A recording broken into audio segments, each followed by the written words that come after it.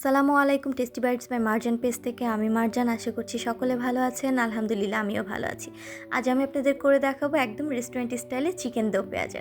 চলুন দেখে নেওয়া যাক। 700 গ্রাম পরিমাণ চিকেন নিয়েছি টক দই 100 গ্রামের মতো, কাজু বাদাম পেস্ট করে নিয়েছি 8 থেকে 10টি, আদা রসুনের পেস্ট নিয়েছি আর নিয়েছি টমেটো কুচি করে।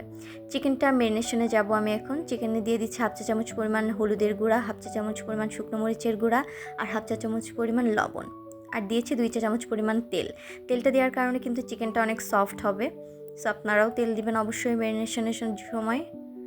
ম্যারিনেশন কমপ্লিট হয়ে গিয়েছে, 10 মিনিট মতো রেখে দিয়েছি। প্যান গরম করে নিয়েছি, এখানে দিয়ে দিচ্ছি সাদা তেল, 1/3 কাপ পরিমাণ তেল দিয়ে নিয়েছি। দিয়ে নিচ্ছি এলাচ, লবঙ্গ আর দিয়ে নিয়েছি দারুচিনি। 2 চা চামচ পরিমাণ জিরা ফোড়ন দিয়েছি আমি তেলে। জিরার ঘ্রাণটা ছেড়ে আসলে দিয়ে দিচ্ছি পেঁয়াজ, 2টি বড় সাইজের পেঁয়াজ কুচি করে নিয়েছি কাঁচা ঝাল এখানে। এই পর্যায়ে দিয়ে দিচ্ছি টমেটো কুচিটা, ভালোভাবে নাড়া দিয়ে নিচ্ছি। টমেটোটা থেকে কাঁচা গন্ধটা ছেড়ে গেলে দিয়ে দিব এখানে আদা রসুনের পেস্ট।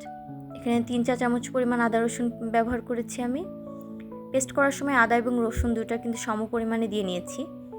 আদা রসুনটা সুন্দরভাবে কষে গেলে দিয়ে দিচ্ছি এখানে 1 চা চামচ পরিমাণ হলুদ গুঁড়া, 1 চা চামচ পরিমাণ শুকনো মরিচের গুঁড়া, 1 চা চামচ পরিমাণ ধনিয়া গুঁড়া এবং 1 চা চামচ পরিমাণ জিরা গুঁড়া, আর দিয়ে নেব 1 চা চামচ পরিমাণ লবণ। তেলটা ছেড়ে আসলে দিয়ে দিব চিকেন এখানে।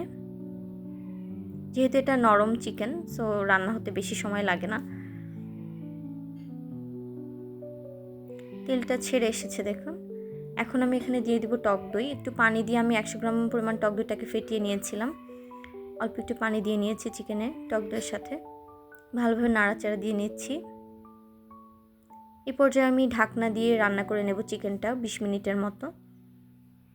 ঢাকনা তোলার পর দেখেন চিকেনটা থেকে কিন্তু পানি অনেকটা বের হয়ে গিয়েছে। পানি একটু শুকিয়ে গেলে দিয়ে দিচ্ছি এখানে কাজু বাদাম পেস্ট। এখানে 10 থেকে 15টি পরিমাণ কাজু বাদাম আমি পেস্ট করে নিয়েছি। আবার ভালোভাবে নাড়াচাড়া দিয়ে নিচ্ছি। চলুন চিকেনটা হতে থাক। আমরা একটি প্যান নিয়ে নিয়েছি, এখানে গরম করে নিয়েছি এখানে সাদা তেল।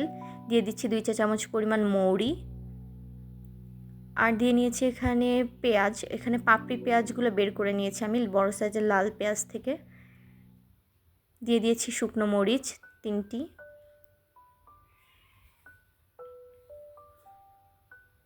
দিয়ে নেব এখানে টমেটো। একটা টমেটো থেকে 4টা পিস করে নিয়েছি আমি, একটু বড় সাইজ করে। এখানে আমি 2টি টমেটো ব্যবহার করেছি। দিয়ে নিচ্ছি একটু লবণ আর দিয়ে নেব একটু চিনি। পেঁয়াজটা একটু নরম হয়ে আসলে এটাকে আমি এখন চিকেনে দিয়ে দিব। চিকেনে এটা দিলে কি হবে, চিকেনের ফ্লেভারটা খুবই ভালো আসবে, গ্রেভিটা খুবই সুন্দর হবে। আর রেস্টুরেন্টে কিন্তু এভাবেই দো পেঁয়াজগুলো করে থাকে। দিয়ে দিয়েছি 1 চামচ পরিমাণ ঘি। আলহামদুলিল্লাহ আমার চিকেনটা কিন্তু একদম রেডি হয়ে গিয়েছে। খুবই সুন্দর হয়েছে চিকেনটা দেখতে, আর খেতেও কিন্তু খুবই মজাদার। আপনারা অবশ্যই বাসায় ট্রাই করবেন, আর অবশ্যই আমার পেজটিতে লাইক দিতে ভুলবেন না, আর শেয়ার করবেন অবশ্যই, আর কমেন্ট করবেন। আসসালামু আলাইকুম।